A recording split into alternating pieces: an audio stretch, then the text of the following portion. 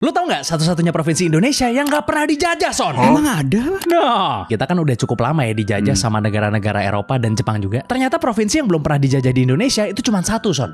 Yaitu Yogyakarta. Wah. Kesultanan Yogyakarta kan dikenal sebagai salah satu kesultanan tertua kan di Indonesia kan, Son. Bahkan sampai saat ini pun juga masih ada kan? Iya, lebih dari 32 tahun ya.